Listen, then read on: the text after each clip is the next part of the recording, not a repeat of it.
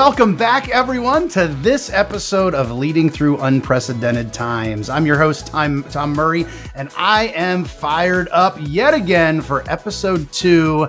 This is going to be awesome. My incredible new friend, Dr. Rachel Edoho-Eket, principal in Maryland. How are you, Rachel? How are you doing? How are things in Maryland? Things are great. I'm feeling amazing. Thank you again for having me, Tom. I'm super excited for this conversation. Absolutely. Well, I got to see a little bit at ASCD as a speaker and then got to connect and watch on social media. And I tell you, I get inspired by watching your stuff. And I have no doubt all the superintendents and other principals and other leaders that'll be listening to this episode will walk away feeling the same. So if you could just quickly introduce yourself and just share a little bit about the work that you lead in Maryland. Sure. So I have been in public education for 20 years. I started my career as a kindergarten teacher. And then because of the amazing mentors in my life, I transitioned into school-based leadership as an assistant principal for 4 years, and now in my 6th year as a principal. So now half of my career, I've been in school leadership. And I love that journey, supporting students and staff and families.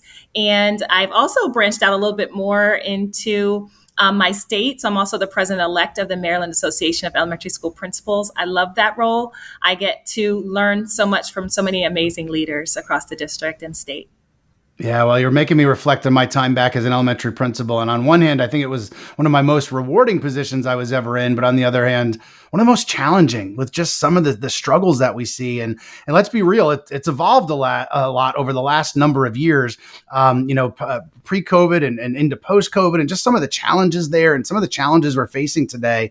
So we also recognize that the turnover we're seeing in leadership, right? Turnover from principals, turnover from superintendents.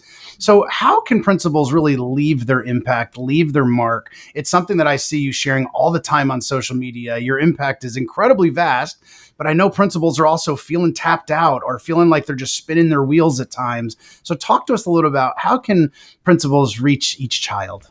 Yeah, thank you so much. This job, as you said, has really evolved. There was a time when school principals could sit in their office, do a couple of, messages or emails and not get out and about. But, the demands of the job have changed. Our students are in crisis, many of them. Our staff members are feeling tapped out as well. And so they're really looking to the principals and school-based leaders to hold everything together. And as you said, many school leaders, many of us are also feeling that pull and feeling tapped out. So one of the things that I like to focus on is one child. We have a very big job as school-based leaders, and we're expected sometimes to do everything for everybody. But what I've come to learn through my low points in my career of feeling burned out is that I'm just not capable of being everything to everybody, but I am capable of being something for somebody, for one person. And so that has really changed my perspective on what I'm able to do on a daily basis. There are definitely times when that to-do list is ever extended. But I really have to look at a little bit closer and say, what did I do today? Not just what I didn't focus, what I didn't do, but what did I do? And the most important thing that I try to focus on are the students. Can I connect with one child? Can I make a call to a parent that makes a difference? Can I connect a resource from a teacher to a student that's going to make a difference in that child's life?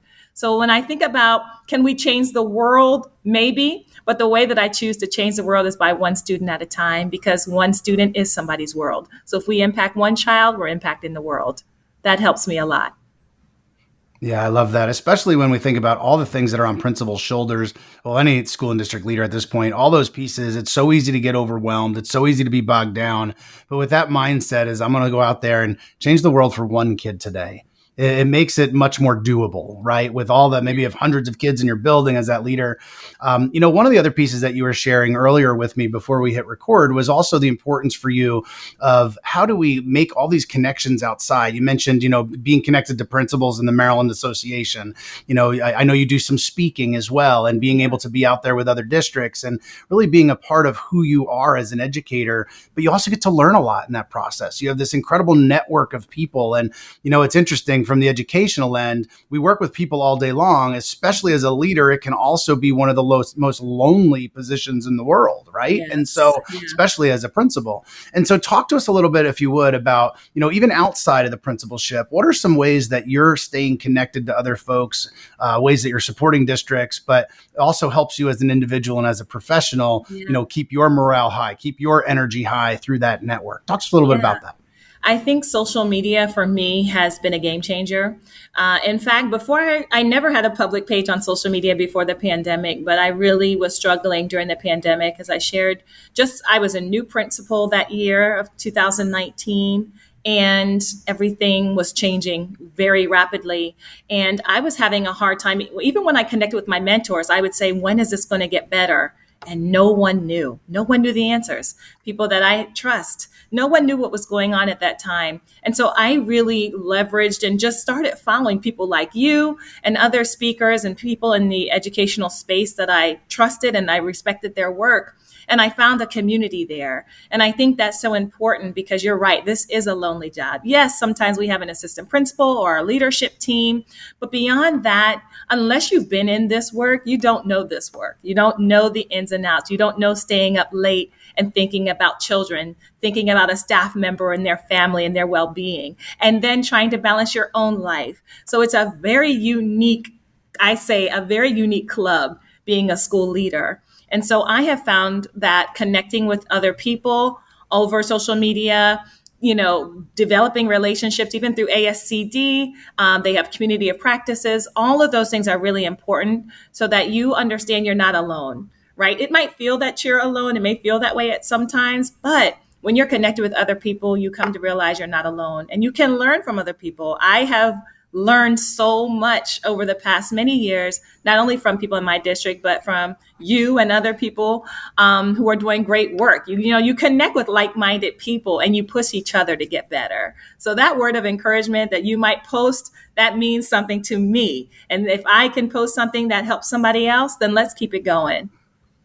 Yeah, so let's talk a little bit about the association there in Maryland because when I think back to being a principal, it took me years before realizing, hey, there's other groups out there that can support me as a leader, support my own professional learning, a conference that I can go to Mhm. like-minded people that get it, that are doing what I'm doing every day. Yeah. So, as we get to having personally been at a lot of state events, a lot of state principal events, superintendent events, talk to those folks about maybe that may not be connected to their principal association or superintendent association.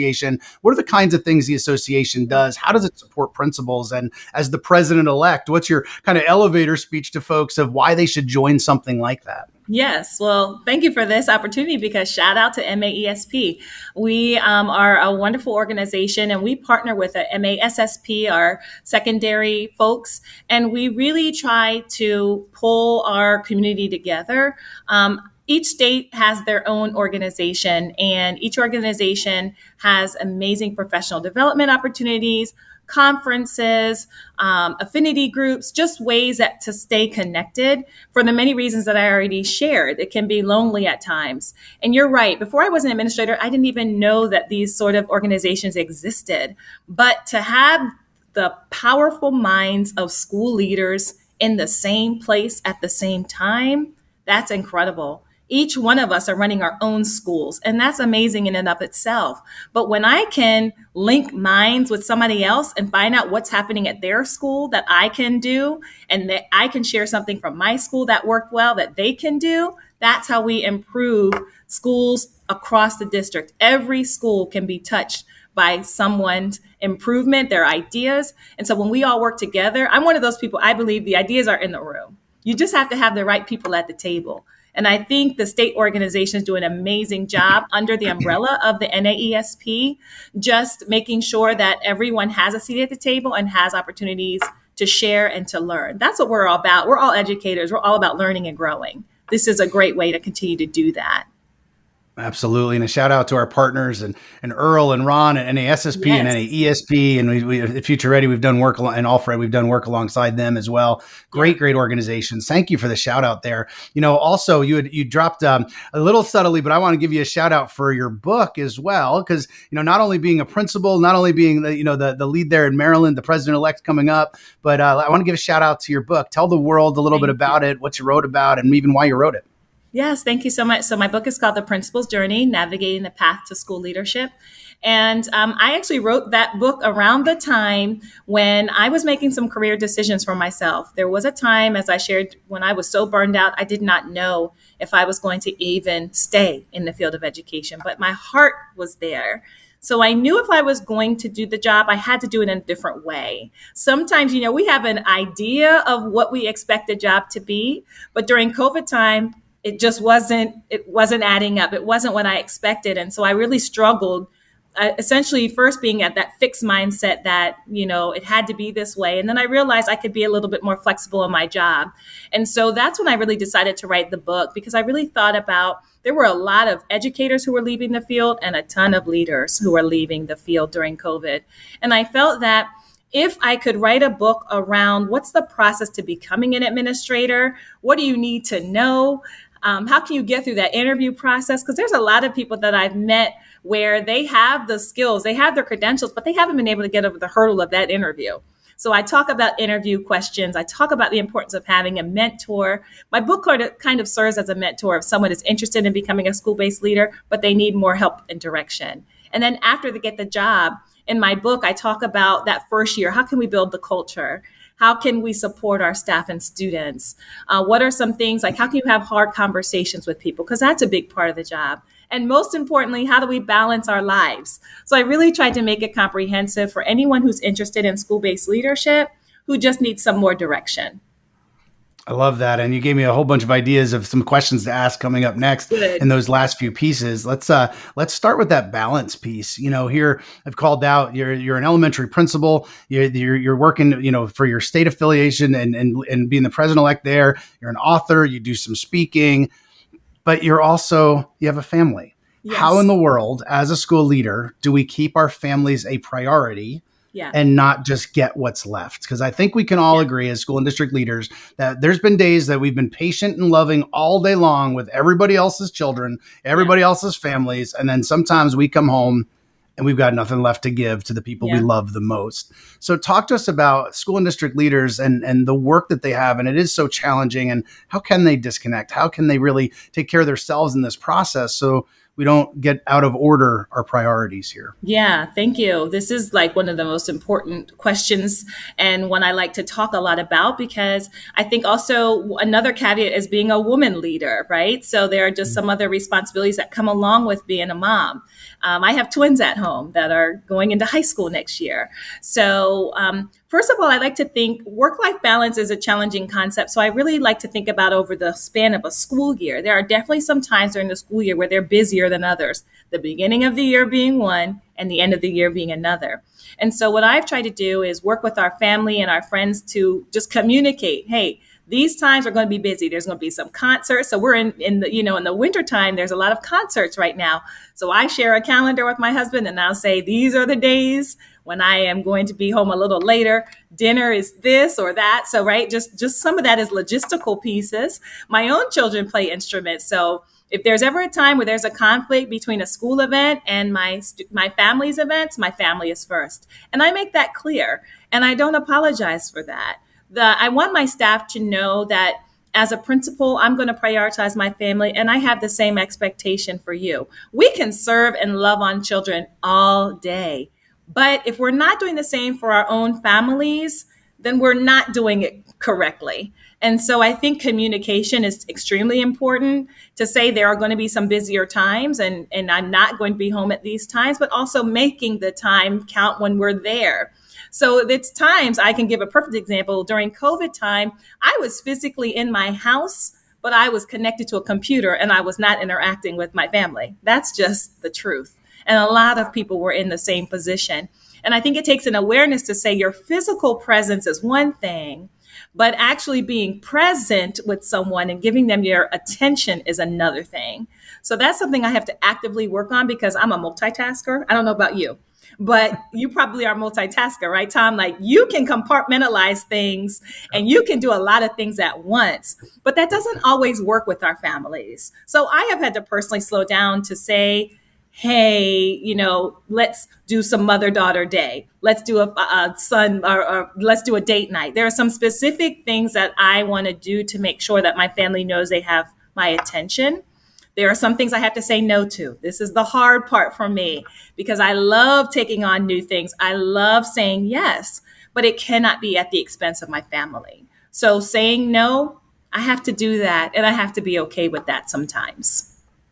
Yeah, I want to also recognize and lift up my female colleagues. Like, and you called out, and I'll be the first to recognize there's challenges that you'll face as a principal that I didn't face as a principal. That's right. From something as down to, if I'm working late hours, wow, you're really working hard for your family. You're working late hours. Somebody's going to ask the question of like, oh, are your kids okay? But Yep. I didn't get that. I didn't get that. And, Yes. it can be from that all the way up to the good old boys clubs of some places that if you're a female, your voice is less than. And Yeah. so I want to personally call out the importance of rallying around our female colleagues and leaders, making sure they have the support and recognizing some of the barriers that they face that somebody Yeah. like me didn't face along the way. And so I want to amplify that on Thank my you. end there as well. And appreciate that. And I think that one of the things that it really resonated, well, everything you just shared totally resonated with me. And it's honestly something I struggled with as a leader, finding those boundaries, because there's always something left to do. There's always a kid in need of support. There's always a parent to call back. But one of the pieces that you called out is really modeling it for others, and you showing to your staff, there's going to be a time, hey, I can't be there because my child or my children have this, and showing to your staff, you know what, that's going to be okay sometimes. And as a Yeah. principal, we get that because your family is vital there as well. And so important. The other piece that you started to allude to earlier, I want to tap your brain on a little bit, is around creating that culture and everything that I see. And if you're not following Rachel on social media and you're listening to this, make sure to hit that follow button because you'll be encouraged and inspired, about everything that I see come out. It screams this culture and this environment that I know I would want to send my own children to. I would put my children under your leadership, my friend, in a Thank heartbeat. I'll tell you you. that. But part of it's that culture where people want to be, where students and staff want to go. And it doesn't mean we're not going to have those needed conversations like you talked about here. It doesn't mean that every day's easy by any means, but you're really intentional about creating environments where people want to be. What's Yeah. the best way, or what are some ways school and district leaders can be really intentional about that? Yeah, so I'm new to my school this year. And one of the things when I was previously at my school for 9 years, and I heard from so many parents, so many staff members when I was leaving, just some kind notes that really stuck with me. And when I look at themes across all of them, it was about the fact that I was present. It was the fact that I was a problem solver, that they knew I knew their child. And so I like to really personalize learning for people.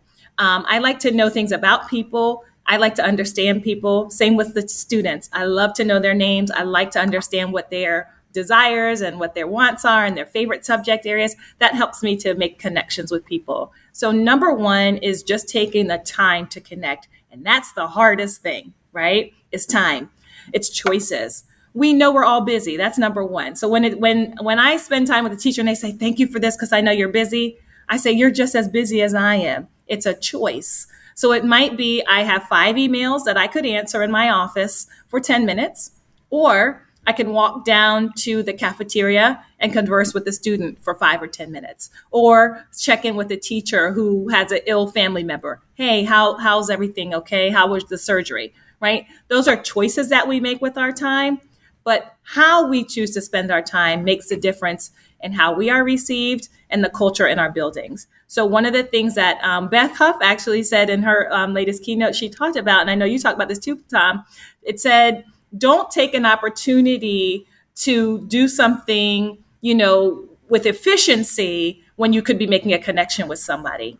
And that's something that really stuck out to me because, again, I'm a multitasker. I'm a quick person. And I've had to slow down to say, yes, an email will communicate this, but the personal touch is what people are going to connect to and remember.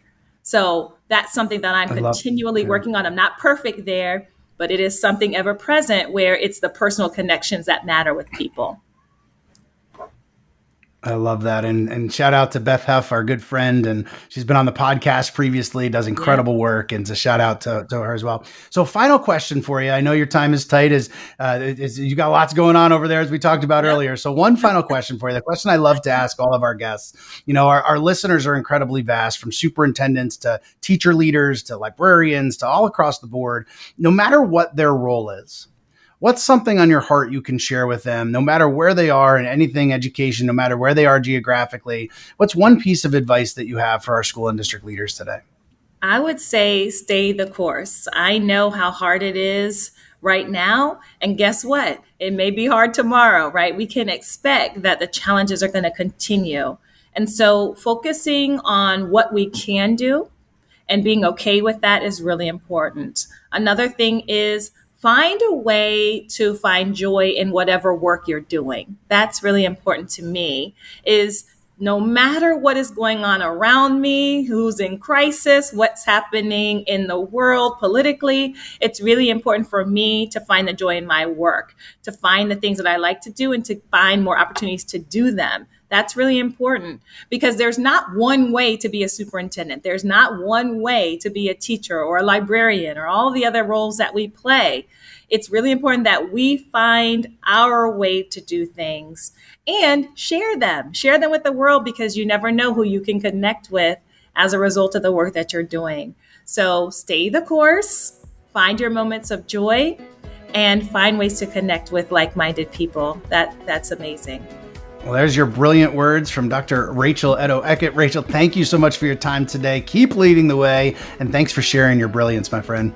Thank you so much for having me, Tom. This is such a great experience. Thank you.